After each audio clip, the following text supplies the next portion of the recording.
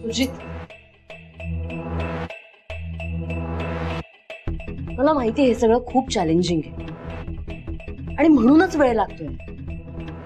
तुला काय वाटतंय, मी या सगळ्याचा विचार केला नाहीये का? ऑफकोर्स केलाय मी सुद्धा विचार.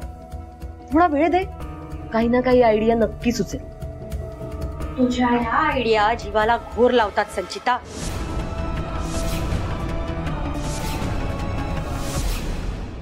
मम्मा काय झालंय? सकाळी सकाळी का चिडताय तुम्ही? संचिता, तू सांगितलं तसं स्वानंदी, मणी आणि त्या वॉर्डनशी चांगलं सामोपचाराने वागायचं मी वागतेय, म्हणजे समजून घ्यायचा प्रयत्न करते त्यांना. पण याचा अर्थ असा नाही होत की माझ्याच घरात मी नाश्ता आणि चहासाठी वणवण फिरावं लागतंय. Mamma mamma mamma chill. काय झालंय नक्की? माझं सोड, ते नंतर बघू. तुम्ही दोघं काय गव्हाण विषयावर चर्चा करत होतात? मी आल्यावर एकदम गप्प बसलात. मम्मा काही नाही, आम्ही जनरल बोलत होतो. हे बघ, चेहऱ्यावर स्पष्टपणे दिसतंय. सांग मला काय झालं ते. हा, मला माहितीये तुम्ही मला मूर्ख समजता. प्लॅनिंग असेल तर काही सांगायचं नाही, कारण का तर तुम्हाला भीती वाटते प्लॅनिंग फसेल म्हणून. मी शोभेची भावली फक्त. इतकी मी नकोशी झाली असेल ना तर मी जातेच. मम्मा, ये इकडे बस बस.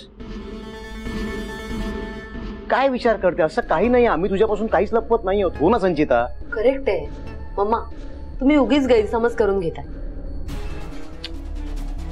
ओके, सांगतो मी तुला आम्ही काय बोलत होतो ते. मम्मा, तू आणि संचिताने स्वानंदीला घरातनं बाहेर काढण्याचे किती प्लॅन्स केले, सगळे फ्लॉप झालेत ना आतापर्यंत. आम्ही तेच सगळं बोलत होतो. आता आपल्याला असा एखादा प्लॅन करावा लागणार आहे जो फुलप्रूफ असेल, ज्यांना आपल्याला जे हवंय तेच होईल.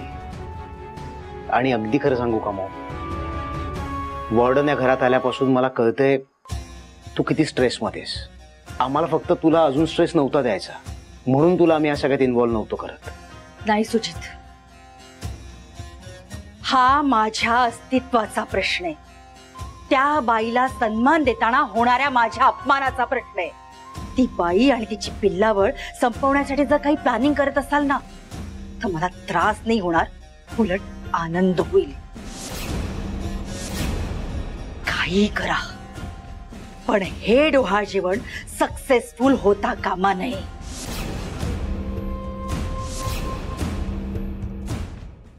तर थोडक्यात काय, या कार्यक्रमाची उत्सव मूर्ती स्वानंदी आहे. हा कार्यक्रम तिचा आहे आणि तिच्यासाठी ठेवलेला आहे, त्यामुळे प्रत्येक कृती